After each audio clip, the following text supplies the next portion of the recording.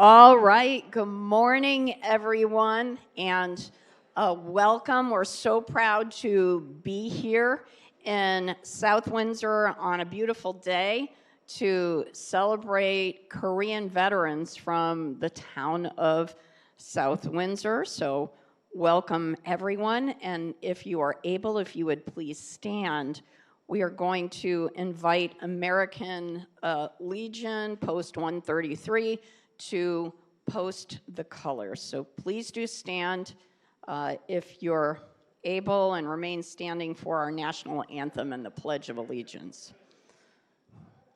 All right, and American Legion, if you could please post the colors.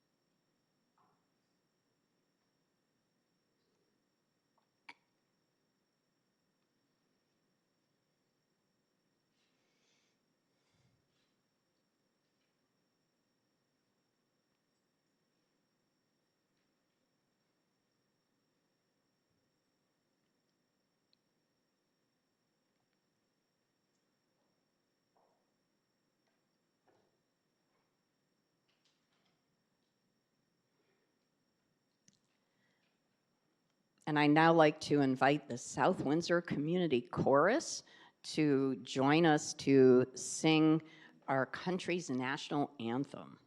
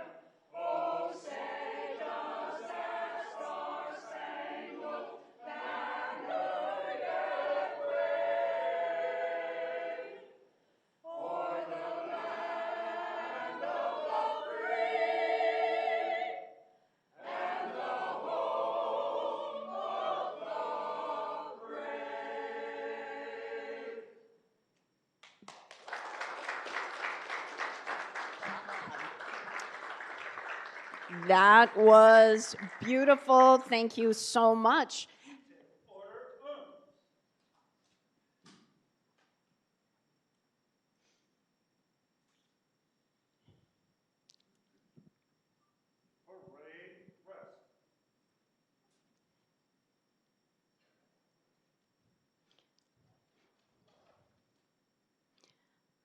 Let's give the community chorus another round of applause. They were great.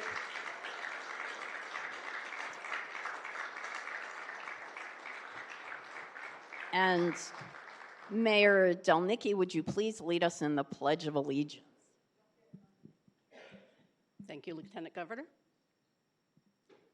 I pledge allegiance to the flag of the United States of America and to the republic for which it stands, one nation, under God, indivisible, with liberty and justice for all. Thank you. Thank you so much, and please do be seated.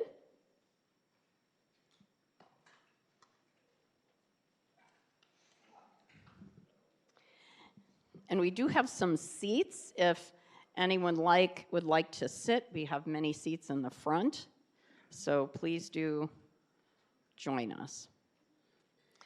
So it is such an honor to be here to celebrate our Korean veterans.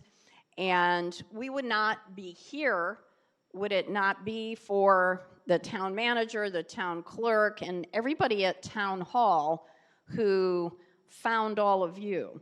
Because many people might think that there's a list somewhere in Hartford or in Washington, D.C., of every person who served in our United States military. But actually, the best list lives at every town hall in the state, because that's where people register for their property tax exemptions and file their DD 214 discharge papers. So thank you to the town manager and to the town hall staff for finding all of you and bringing us together. Let's give them a round of applause.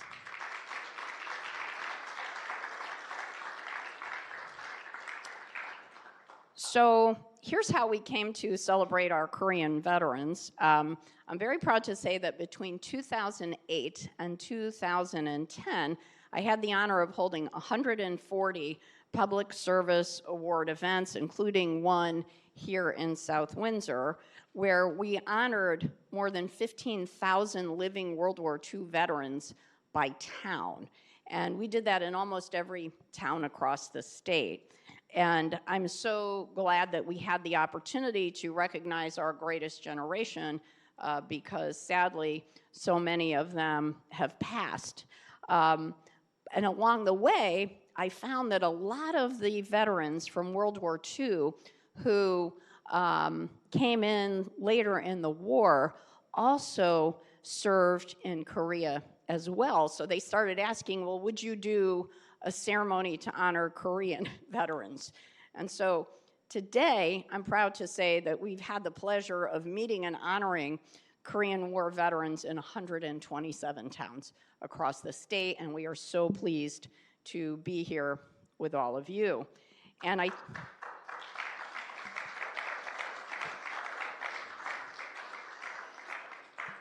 will say that we are here to say welcome home and thank you for your service. When the Korean War ended, and by the way, it was never officially started or officially ended, so unlike World War II, where you had these parades to celebrate our troops coming home from, for this end of war, we did not have that same sort of welcome, recognition, and thanks that those who had served in previous wars received. And there was a person named David Halberstam who wrote a book called The Coldest Winter about the Korean War. And here's what he said. He said, no matter the bravery they showed or the validity of their cause, the soldiers of the Korean War have been granted a kind of second-class status compared to the men who had fought in previous wars. And of course, we also know how our soldiers were treated when they returned from Vietnam. We are holding this ceremony to say thank you to you, to recognize you for your service, and to celebrate what so many of you may have had to deal with.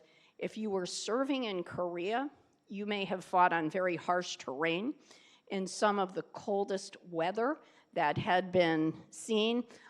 In the winter of 1950, there were prolonged weeks of below zero temperatures, and many of our American soldiers were not equipped with the clothing and the material that they needed for that really cold winter.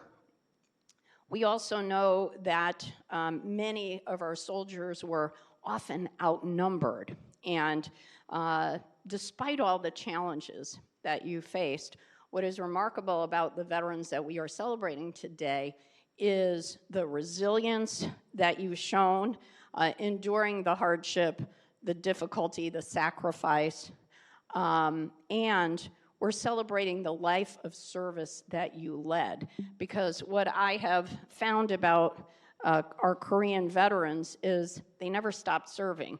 They came home to our state, to this beautiful community, and they may have ended their military service, but they never stopped serving at the community level, whether it was in a veterans organization, whether it is holding appointed or elective office, being involved in civic organizations and charities.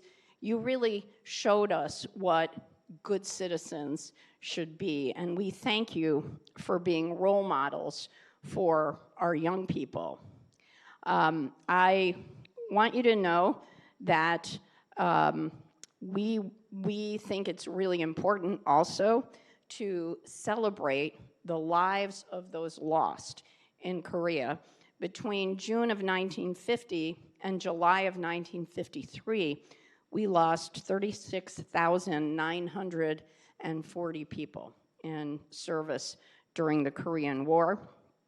There were 105,000 Americans that were wounded and over 6,000 Americans that were taken as POWs.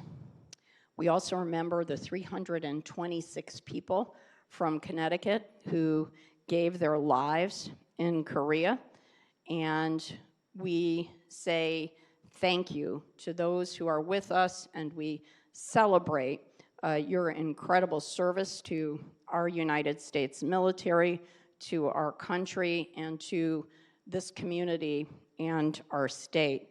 So it is my pleasure to say that we have with us the leader of our Veterans Affairs Agency in Connecticut. He's responsible for the 140,000 people who live in our state who served our country. And it's my pleasure to welcome Commissioner Ron Welsh of our Department of Veterans Affairs for a few words.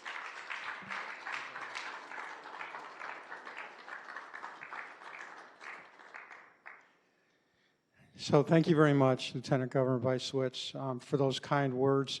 Thank you for taking the time out today from your extremely busy schedule, as you do and have done throughout several years, to recognize the service and sacrifice of our veterans and families, along with our military service members. So we'll do another one of these tomorrow up in Tolland, and Monday we have one out in Sterling, and she will join us on Friday at a real large event, 6 locations around the state, our annual Veteran Stand Down. So thank you again to the other elected officials, and I know there are a lot of them here today, state reps, state senators. We'd like to thank you for your ongoing support. To those of you that served in Korea or supported operations in Korea, we can never thank you enough for your hard work, your service, and sacrifice to our great country. We, as a result of everything you did, we're able to enjoy the freedoms that we do today. My oldest son, Steve, and I, we joined the military because of you. You served as great role models. You're our friends, your peers, and those that followed are our mentors, and that's why we chose to serve. A few months ago, I was with one of your peers. One or two of you may know him. He's out in the eastern part of the state. He's 97 years old. His name is Tom LaFinier. He served in the 40th Infantry. He's very physically fit. He's mentally as sharp as a tack, and he still works every day. He details cars with his 65-year-old son for 6 hours, and then he goes and does a workout after that. What a role model. So as young kids, my friends and I ran around the woods in southeastern Connecticut, and we built foxholes, climbed trees, climbed hills, crossed streams and swamps. And we pretended to be you, soldiers, sailors, Marines, airmen, those of you that may have served in the Coast Guard, depending on what day it was. We tried to figure out who we were going to be on that day. Our uniforms and equipment many times included, you might remember these, Sears and Roebuck double-knee, tough-skin jeans. Jean jackets, slingshots, Red Ryder BB guns, and somewhere in the mid to late 60s, Mattel came out with an M16. We watched MASH on our black and white TV to try to figure out what the Korean War was all about. And we listened, my older brother and I listened with amazement to my Uncle Bob Welch talk about his time on the ground in Korea as a young Marine Corps corporal. He would describe some of that rugged terrain, the freezing cold temperatures, being undermanned, not being equipped properly, and still trying to push on to get the mission done. Uncle Bob was wounded. He received a Purple Heart and Silver Star for moving under direct sniper fire for about 200 yards to come to the aid of a fellow Marine.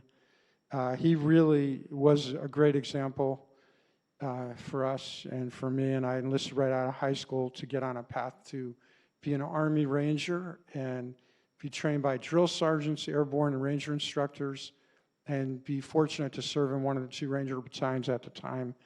Leadership were mostly combat veterans, and I believe we had 1 Korean vet in that mix of leadership.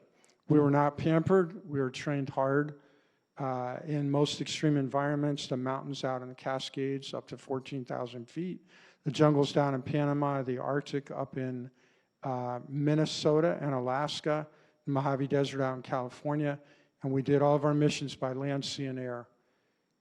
We were held accountable for getting the mission done, though we'd be the lone survivor. And I would say this upbringing was critical for our team to survive in a really hostile portion of Afghanistan from 2005 to 2006. And I'd say for me personally, a lot of things over life, I credit you and the mentorship of your peers to get through a lot of things, spending almost 40 years in the military, about a little more than 39, and starting out in the trenches like some of you I'm sure did, and being able to serve as a general officer. So thank you very much for that. I just wanted to add, when I got back from Afghanistan, I really wanted to make a trip down to DC. I haven't been down there in a while. And I went to the Arlington area, and for the first time, I saw the Korean War Memorial with bigger-than-life dismounted infantry squad moving with ponchos and carrying weapons and all their tactical gear. It was surreal. It was like an actual formation of soldiers out there. I hope in your lifetime, if you haven't been down there to see it, you get an opportunity to go down there. As many of you know, time after your service and war or in the military and reentry back to what we call normal life can have a lot of challenges on you as well as your family. And isolation and suffering and silence is not the answer. Never too late to ask for help. And it doesn't matter what your rank is, your income, or anything. We're all human, and we all struggle at times. That gentleman I was talking about, a couple of his friends, you know, we've got them all connected. And when you close the door with a therapist, it's 100% with you and that therapist, nobody else. So please, if you have any concerns or issues like that, take advantage. In our department down in Rocky Hill and around the state, we have 4 core missions. We have a 125-bed skilled care nursing facility. It's 5-star rated. We have residential program for 150. With the support of Lieutenant Governor and Governor, we were able to get, and some of the other legislative body, we were able to get some money to expand what we're doing there because we're almost at capacity. So we're going to be opening some family units, 12 in the next year, and about 30 other apartments. We have Office of Advocacy and Assistance, which is really important to you. If you've ever been sick or injured, make sure you file a claim in one of these offices: Waterbury, Fairfield, Milford, Rocky Hill, and Norwich. They're the direct support that can help you process a claim. This year, they've helped over 10,000 veterans in Connecticut. That resulted in $199 million back to the veteran and their families. And then we have our memorial services down in Rocky Hill and Middletown. And, you know, as I close, once again, we can never thank you enough for your service and sacrifice. Please remember, you're not alone. Thank you very much.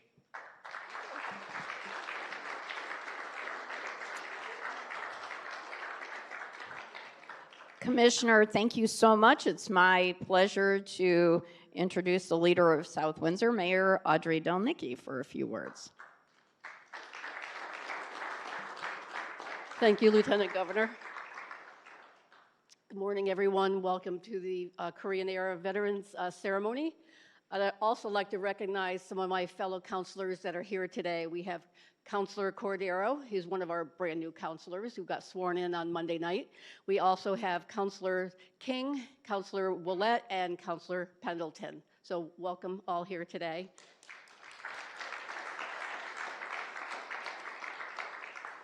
It is a profound honor to stand before you today as we recognize and pay tribute to those who served during the Korean era and who are part of South Windsor's community. Your courage, your sacrifice, and your quiet strength have shaped not only the course of history, but continue to enrich the life of our town. We are deeply grateful to have Lieutenant Governor Susan Bisowitz and Veterans Affairs Commissioner Ron Welch with us here today, leaders who continue to champion the dignity and well-being of our veterans across Connecticut. The Korean War is sometimes called the Forgotten War, but here in South Windsor, we choose to remember. We honor the hardship endured, the bravery shown, and the steadfast commitment of those who've served. We recognize that freedom is never free, and that the peace we enjoy today was secured through your sacrifice. To the veterans we honor today, your presence in our community is a privilege. You've helped shape the neighborhoods we cherish, shared your wisdom, and carried the legacy of service with grace. Your example continues to inspire us. Today, we honor your service, not just with words, but with deep and enduring gratitude. May this ceremony serve as a reminder that your sacrifices are seen, remembered, and cherished by all of us. Thank you for your service, thank you for your strength, and thank you for being part of the South Windsor community. Thank you.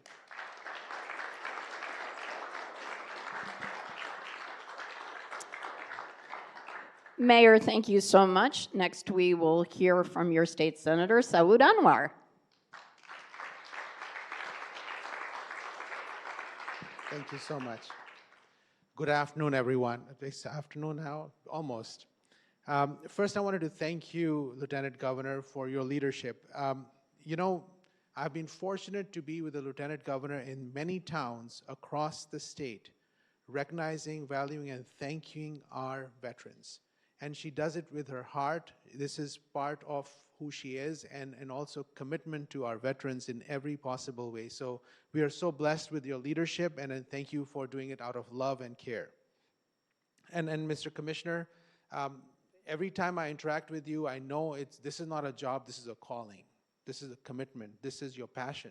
And it's infectious, because as soon as I hear and listen to some of the things you say, I want to do more as well. So thank you for all you do, Commissioner Welch. And so the South Windsor community members and our Korean-era veterans, thank you for your service. Thank you for all that you have done. You know what happens at times? We are looking at a war from a timeline. While the physical war was from 1950 to 1953, the war never ended, because the war after the physical war of the combat or high-risk area, the war continues in our bodies, in our minds. And then I was looking at the data earlier about what happens to the veterans of all wars, but also to the Korean War. It turns out, because you were physically there fighting the fight, your risk of anxiety is higher than the general population. Your risk of depression, PTSD, is much higher. Your risk of heart disease, high blood pressure, diabetes, strokes, and all of these illnesses is much higher than the general population. So the war continued on and remained part of you despite the fact that you were home safely. So thanking you on the war itself is a starting point, but thanking you every day for continuing that war and fighting that war that is continuing on within, whether it's in your bodies or in your mind, is something that's very special. And as I was driving over here, I said, you know, for the young boys and girls, how do I communicate about the value, specifically in today's conversation about the Korean War? And this is how I looked at this. The fact that you were there, the fact that you were able to protect, has resulted in a very different current present and the future at that time. Here's the reality. The average per capita income in South Korea is $36,000 per person. And the average salary or per capita income in North Korea is $1,200. And so there's a very stark difference. Our current present is because of your leadership of your past. And that was not possible had we as a country not gone and fought the fight and protect. Because if we were not there, there will be a completely different present. Now in Connecticut, actually, I'll start with South Windsor. When I was serving as the mayor, there was a big company that was going through struggles. And a South Korean company came in, boom, took over, saved all the jobs. And so for that, I want to thank you. The fact that about, of the 24 hours a day, about 17 of those hours, I use my Samsung phone. I want to thank you for that. Because we would not have Samsung if we did not have South Korea, and we would not have South Korea if you had not gone to fight. The thousands of people who are in the manufacturing, making, buying, selling, and using the Kia and Hyundai motors, we want to thank you for that. Because these jobs would not have been there, these companies would not have been there had there had been no South Korea. And there would not have been a South Korea if you were not there. So there's so many reasons to thank you, and I think this was the language I was going to talk to the young boys and girls, because that's the language they'll understand. They'll understand the Samsung, they'll understand the Kia, they'll understand the various other things that they enjoy, but also their parents and family members who are in jobs because of this effort. So thank you, Lieutenant Governor, for your passion and your work in allowing us to celebrate our veterans. Thank you. Thank you. Thank you so much.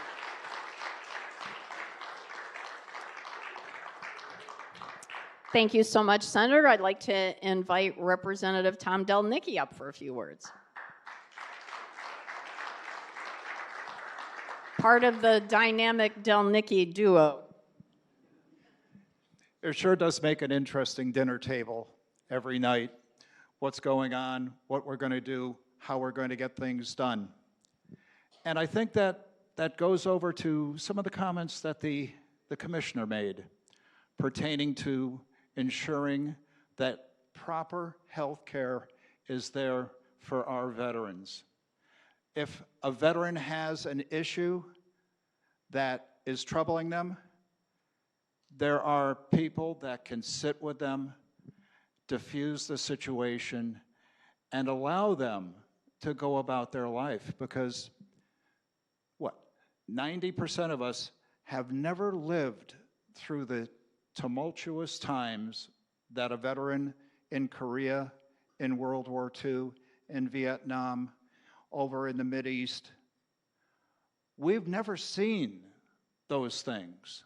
We've never experienced it. But with a good, solid commissioner, someone that cares, someone that's actually done the job, with somebody like that at the helm, you know that the help is there. You know that the health care is there. And when I heard the commentary about the family units, that struck me as what better way can you actually help a veteran family?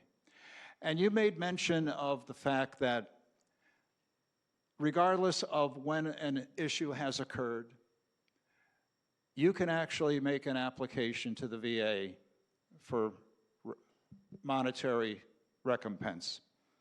And it's interesting because about 5 years ago, I assisted a veteran, World War II veteran, filling out the paperwork, and then he got a check in the mail, and he called me up, and he said, I got a check in the mail from the VA. I'm a World War II veteran. How'd this happen? And I said, through your hard work, your service, and protecting our country. That's how it happens. You know, we are so fortunate that we have such a fine American Legion post here. These men and women are committed to our community, committed to doing the right thing, committed to expressing what it's like to be a veteran. And I would be negligent if I didn't recognize Peter Anthony. Korean veteran, right there. Korean veteran.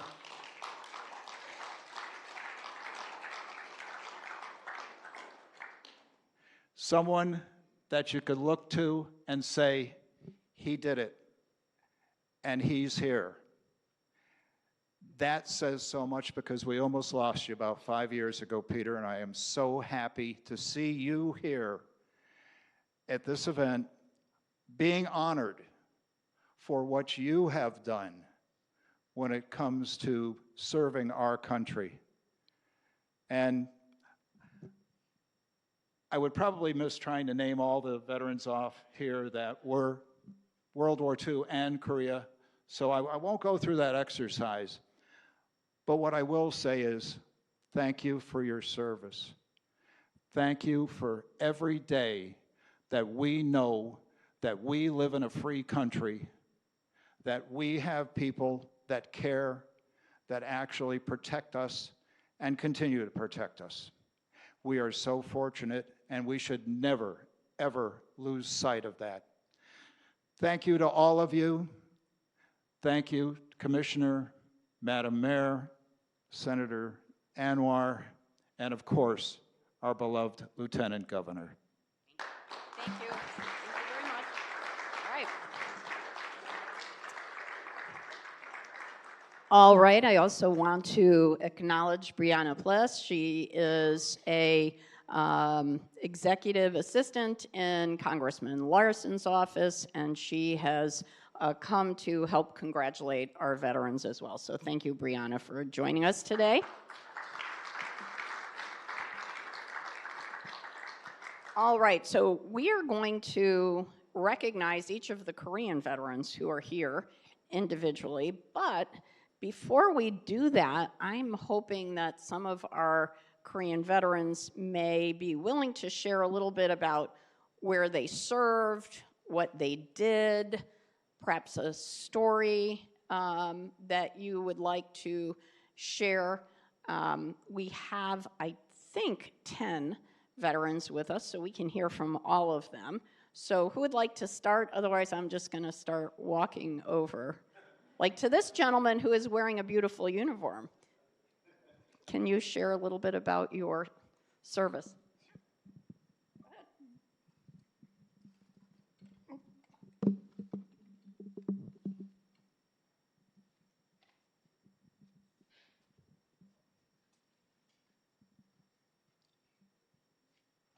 Surprised. I wasn't expecting to be. Called, I know, but thank you for volunteering to be first. Or I think I might have volunteered you. So tell us, where did you serve, sir? And tell everyone your name in case they don't know you. Where did I serve? Yeah. I was in heartbreak. I was over in Korea 9 months. I don't even remember that anymore. Wow. But I was never hit. I was, what can I say? I was thankful to come home. Right. And which branch did you serve in? I was in the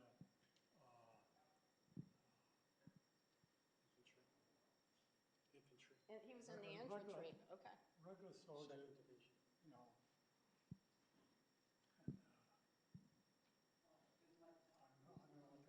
And when you came back, what did you do? When you came back to Connecticut?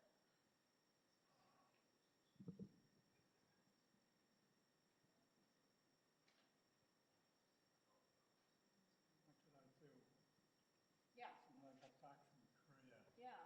Did you work? What was your profession, your job? well, I was a printer, Ah, okay. set type, you know, For a newspaper or for a private printing company? newspapers, and I was in the union and sent me wherever I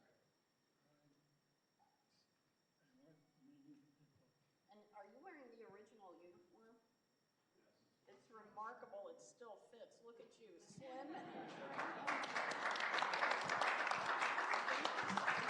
Thank you. Thank you so much. Thank you for being the first volunteer. All right. So, would you like to say a few words, sir, about your service? Tell us who you are and where you served. My name is Charles Rigobuto.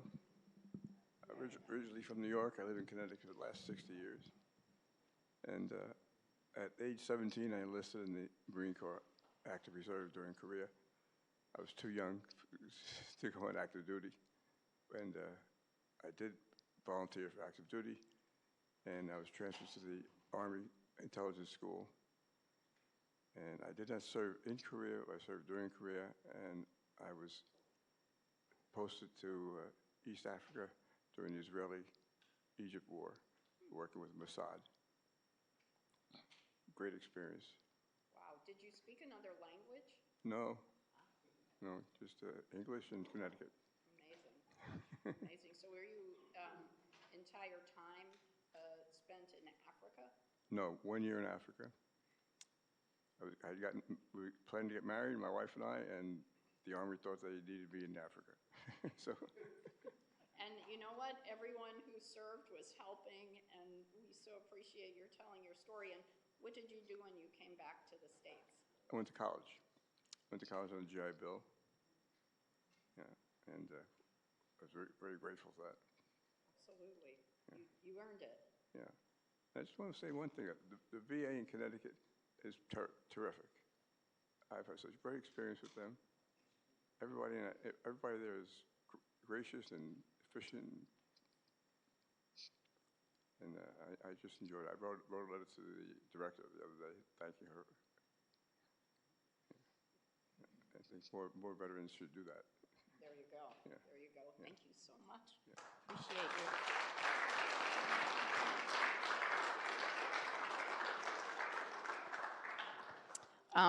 These gentlemen just volunteered you, so. Well, I never went to Korea. The Army thought I could serve best if I went to Redstone Arsenal, which was Army's Research Center for Guided Missiles. Where was that? And I worked on various guided missiles, including the one that eventually put Alan Shepard into orbit. And that's about it. That's a lot. And where was this facility where you were doing this work? Huntsville, Alabama. Huntsville, Alabama. So now I get the connection to aerospace. Down there with Dr. Von Braun. Excellent. Thank you so much. We appreciate that. Okay.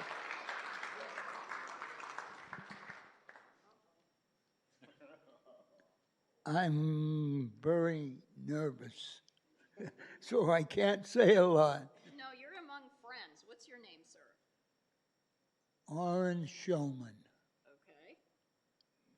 And And you were a combat infantryman? Is that what I'm getting from your hat? Got it? that's it. That's it. Okay. And where did you serve, sir? Say that once again. Where did you serve? Where? Where? I was with, Were you in Korea? yes, I was. And we saw regular, all the time we were under fire. And a lot of our people are around, and a lot of them weren't around because. But I see in front of me here a Navy man,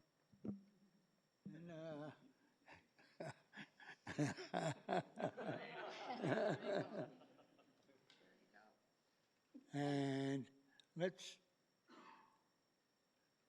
do what we have to do and get it done, and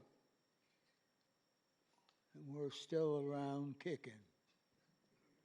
God bless you. We all want to be like you when we grow up.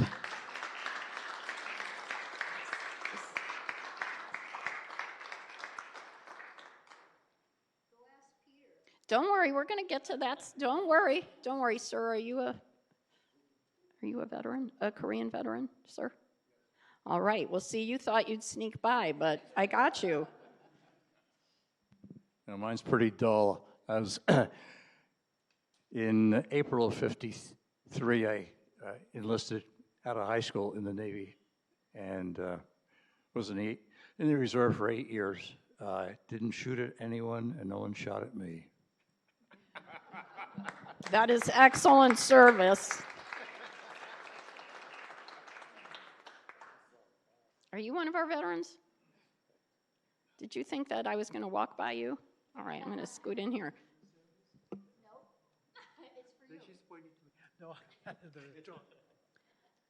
No?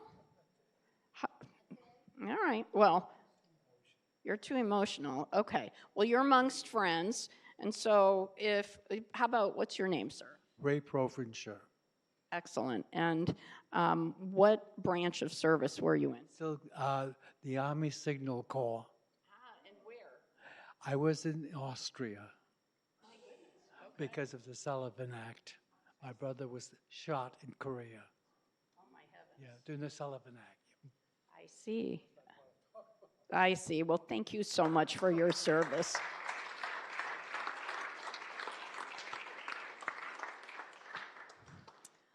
All right.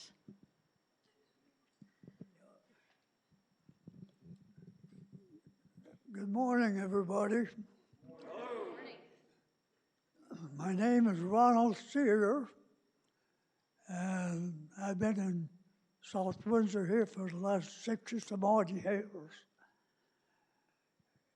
And other than that, well, I was in the service at the 18 years old, and I went to Korea, and of course I was in the medical corps, and the first few weeks we were there, I was on in the wards, but I told my sergeant, I said, really, this isn't for me. Is there any chances of getting something else? He says, yeah. He says, a couple of weeks, they're going to have college people coming in, and we'll take you off the opposite end. So he put me into in the compound, sergeant, Then the sergeant of the South compound went home, and of course I took his place.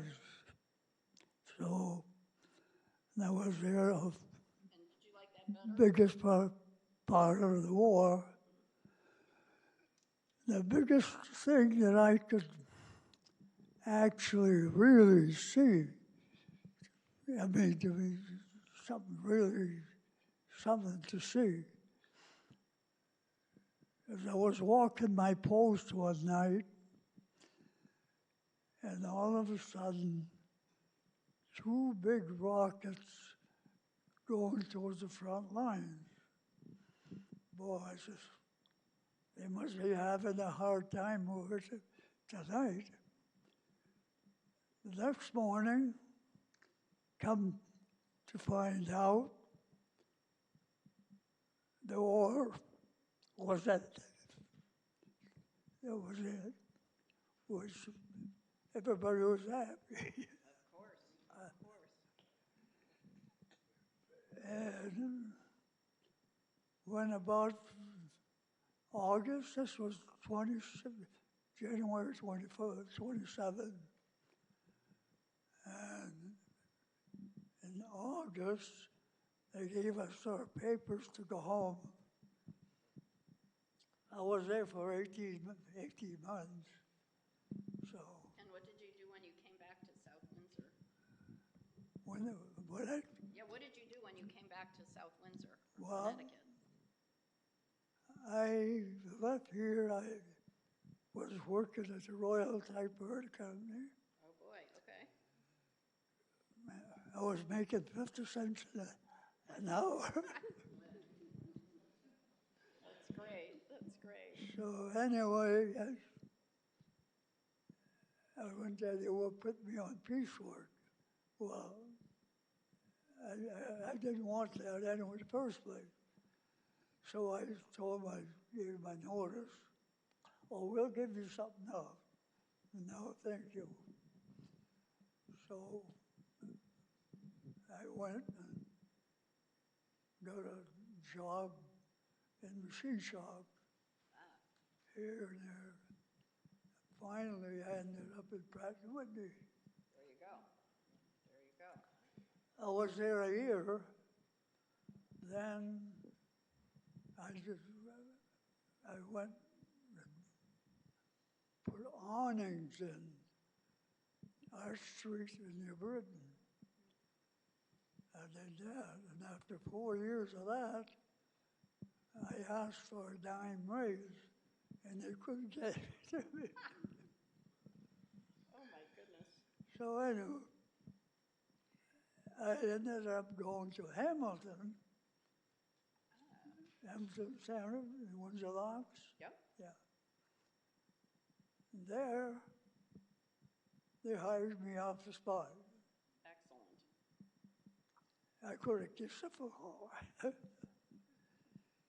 So I was there for 30 years. And they came up with a program that would to eliminate the people. But you had to be 57 years old in order to get into the program. October to my birthday. Well, come to find out, I qualified. So I took the, Retirement. yeah, they gave me a handshake and full year, full time, Well, compensation. thank you so much for sharing your Okay. story. You were great. Appreciate you.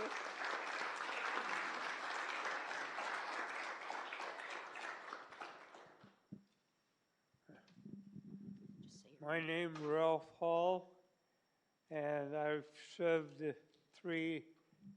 over 3 years in the Air Force. I didn't go to Korea. They sent me to Saudi Arabia instead. So instead of cold weather, I went to a hot desert. And like the fellow behind me, I was in the medical corps, and I give shots, done other medical duties, and while we were in Saudi Arabia, we even took care of the royalty of Saudi Arabia. So we took care of a lot more than just airmen. When I came home, I got married, How long have you been married? 72 years. Oh, God bless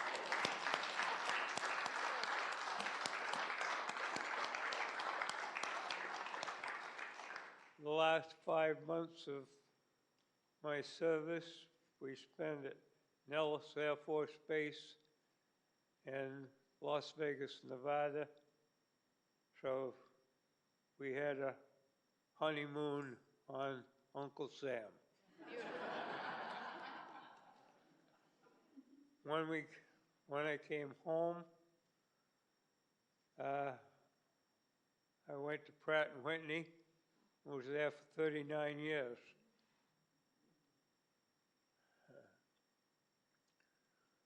That's about it. you. That is impressive. Thank you. Very nicely done.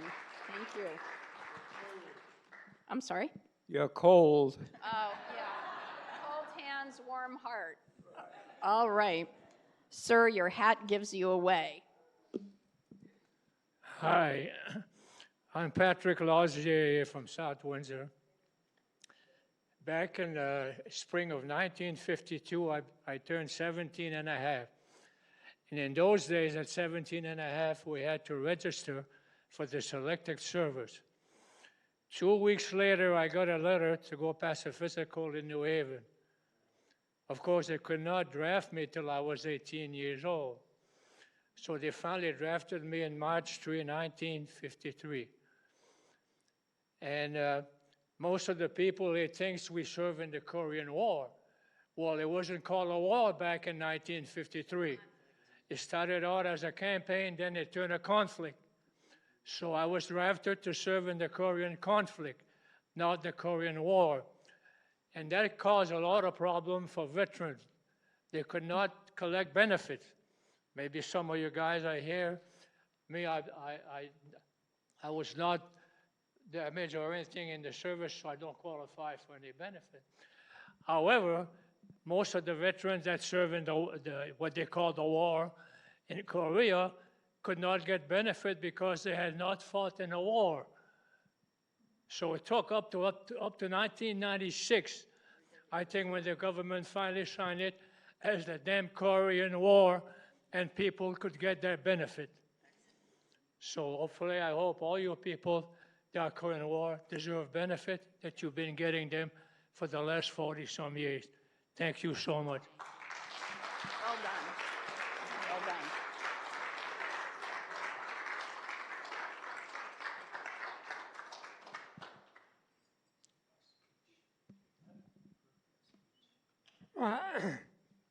My name is Peter Anthony.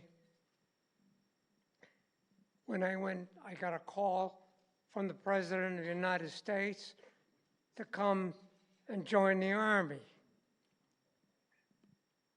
They sent me down to New Jersey, Fort Dix. I stayed there for 2-3 months. Then they shipped me to San Francisco, put me on a transport ship for 2 weeks to get over to Korea. Here I was only 18 years old. We landed at Incheon, and they had a train, a Korean train. It was in December, snowing like crazy, cold, no windows in the train, freezing. Sent me up to the 38th parallel line, where I went up and lived in this bunker on the top of a mountain for almost 2 years, was put in a combat battalion. We used to go out every night in no man's land and engage with the enemy when we could. Most of the men that I was with were only 18 years old. We had no inkling what was happening, but we learned pretty fast. I got wounded out there, went back, and until I left. Most of my time I lived on the top of a mountain in a bunker with sandbags. This is gross, with rats running all over the place. It was quite an experience. I served my country the best I could.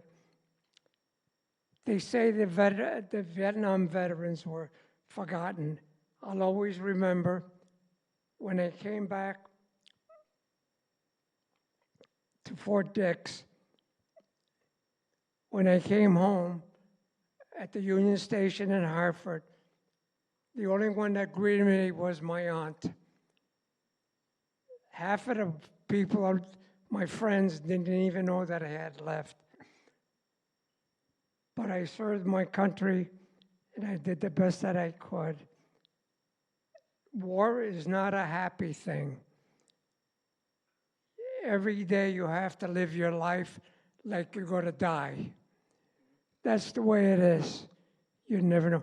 I saw a lot of guys that died, but I was fortunate, lucky, different things. that I was able to make it through. Thank you. Very well done.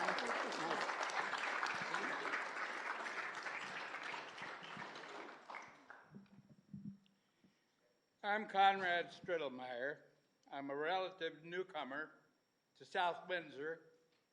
I lived about 57 years in East Hartford, but then I got converted. I grew up on a farm in Indiana. I went to Purdue University, had ROTC at Purdue University, and was commissioned the lowest form of humanity as second lieutenant. I was fortunate, unfortunate or fortunate, that I did not get to Korea. I spent my time in Japan. I feel abashed by the fact that, like this gentleman who saw such combat and dealt with such hardship, that I'm able to sit here and talk in the same group with him.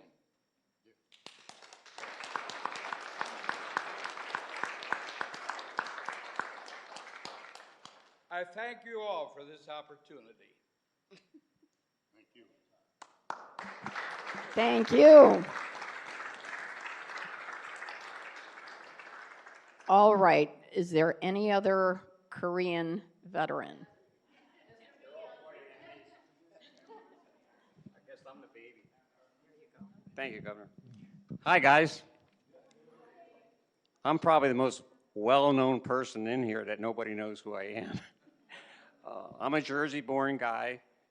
Graduated from high school, and within 2 weeks, I didn't see my family for like 6 or 7 months. Ended up in Korea. Ended up at the K-50. I ended up being transferred from Signal Corps to the combat engineers, and then got transferred to the Air Force in Korea. Spent my 11 and a half months there.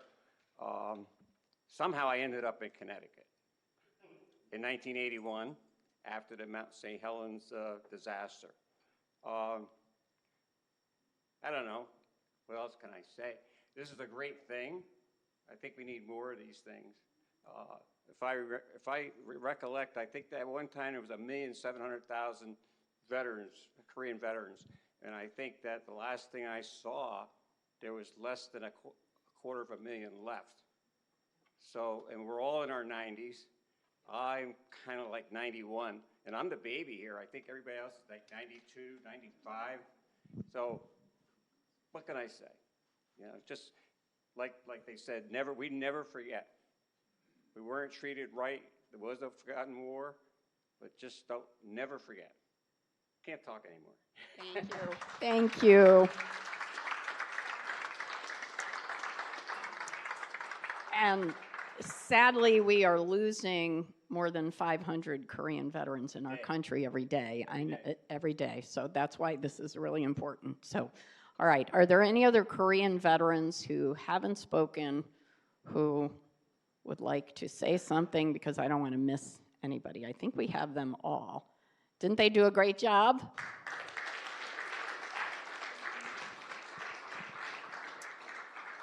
All right, so we're going to be recognizing each of our veterans individually. And John, why don't you roll this a little bit if it's possible.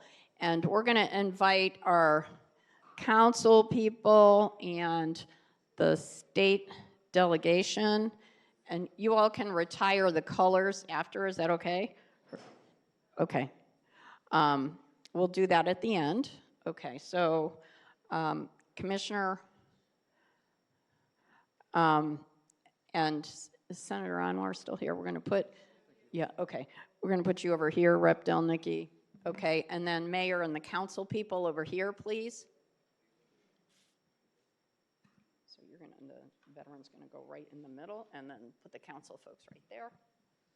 All right, do we have everybody? And I'll just say, we're going to call each person up by name, And if it's easier for you to receive your citations in your seat, just raise your hand and we'll come right to you, okay? So.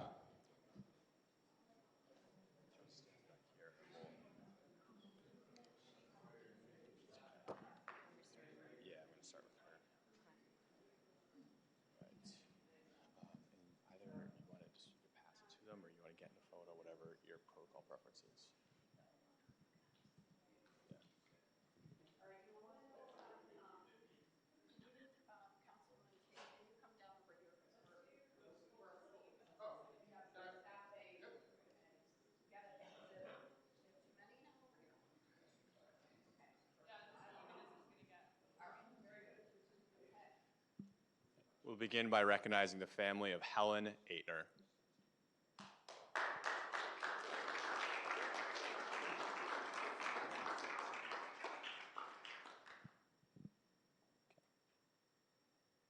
All right. Followed by Peter Anthony Sr.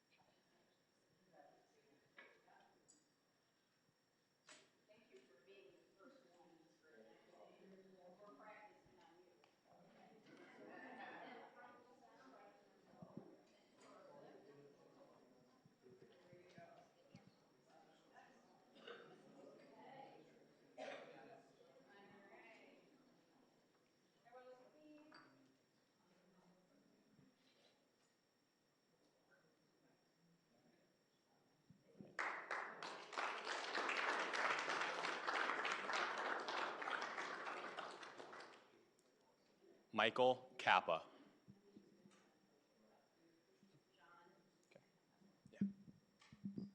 So we should give Mr. Anthony a round of applause. He is also a Bronze Star recipient.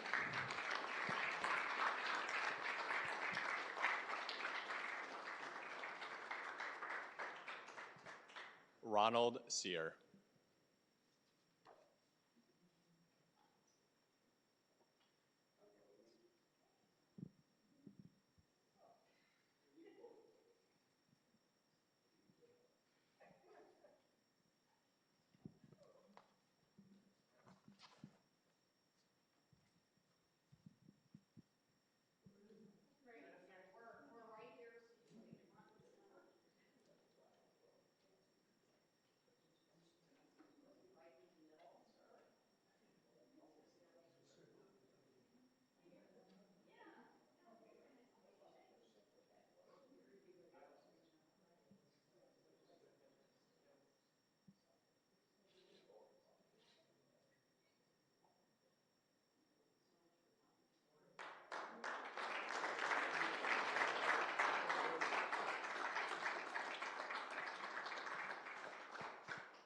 James Davis.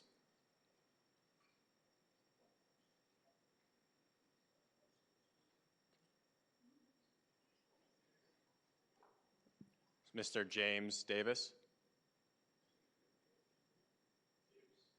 Davis.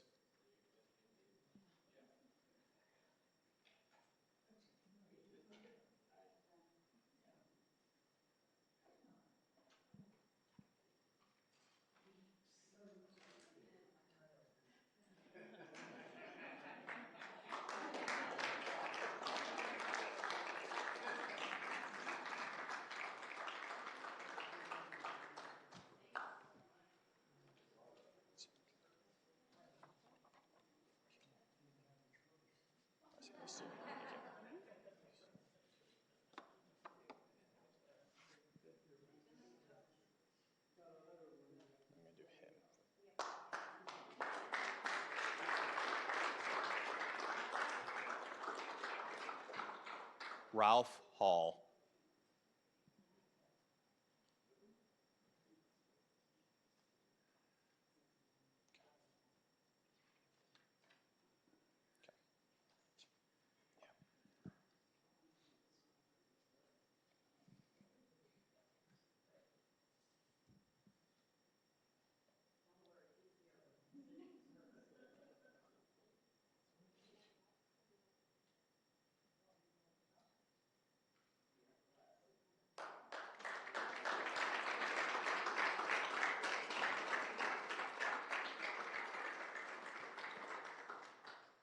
Augie Keller.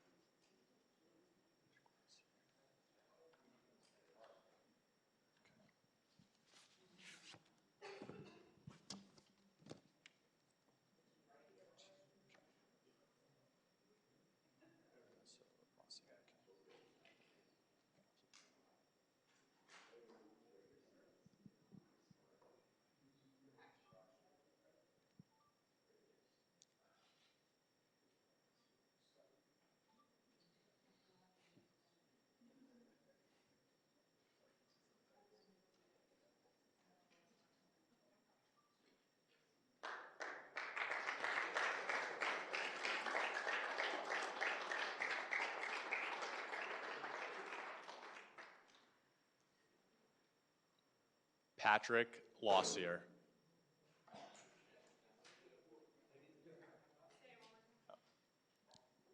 Patrick Lossier.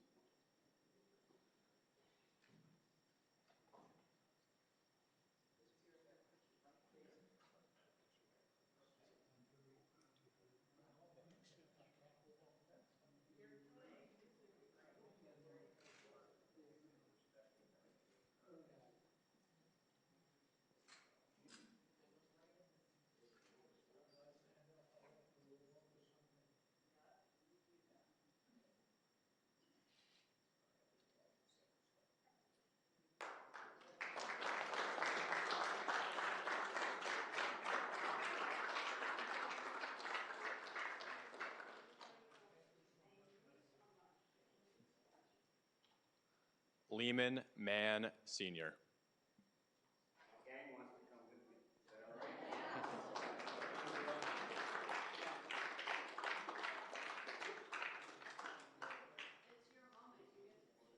Well, not moments like this very often.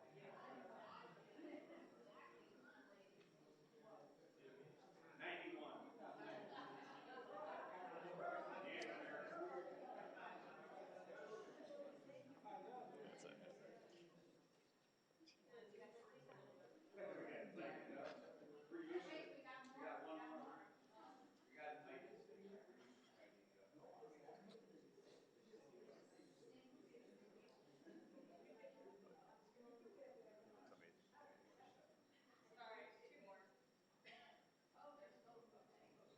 Oh, they didn't get the message. That's her granddaughter taking a picture.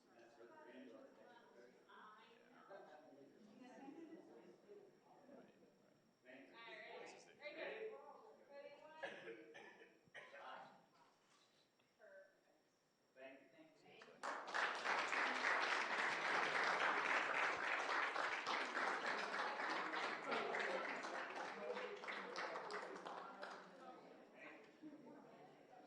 Raymond Provencher.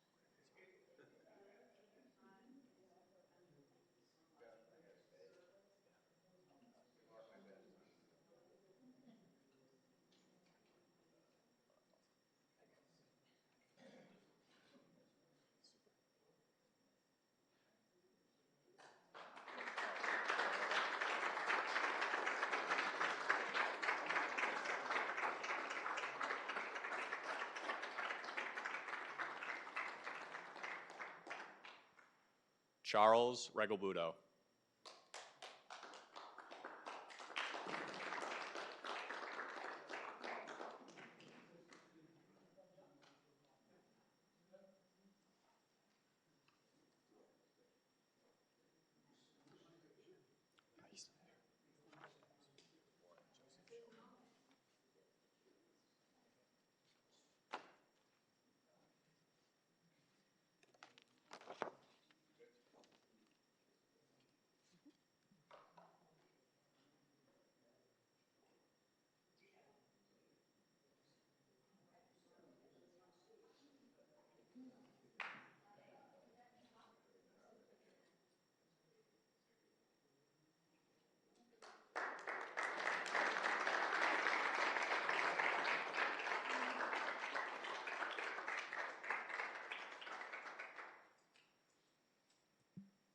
Oren Joseph Showman.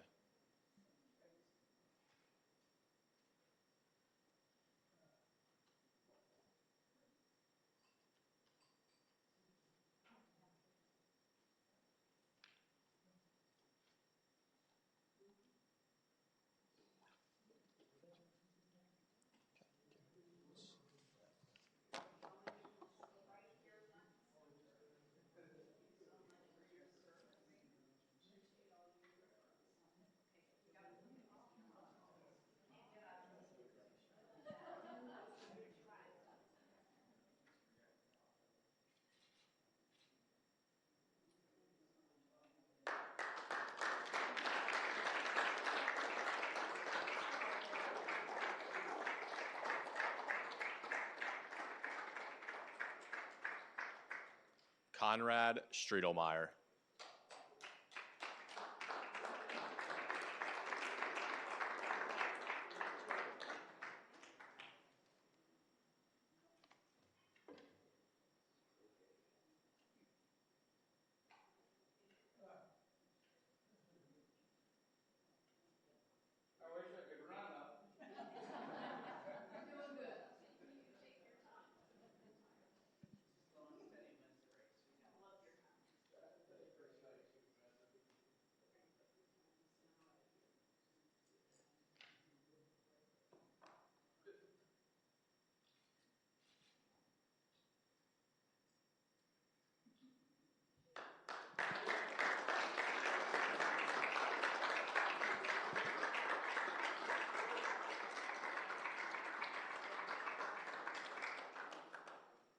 Are there any Korean War veterans from South Windsor whose name we have not yet called?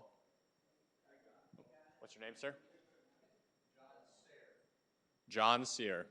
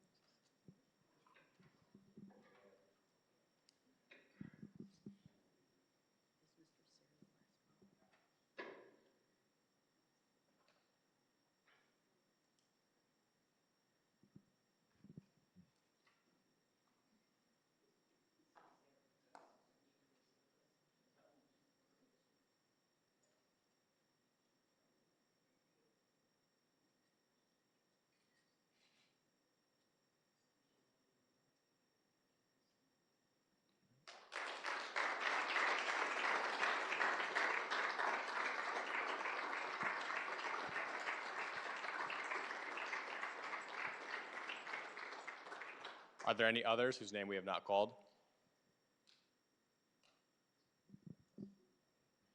All right, thank you so much. Can we have another round of applause for all of our veterans?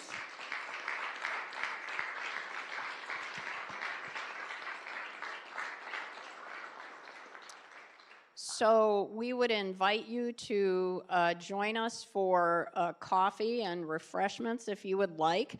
And if you would like to see the photographs that our office took of each veteran, you can see the Lieutenant Governor's Flickr page on the back of your program. You can find the photos, or your grandkids can show you where that is. With that, if you would please stand to join us for the retirement of the colors. And we thank the American Legion for helping us with the ceremony today. They did a great job, and we are very grateful.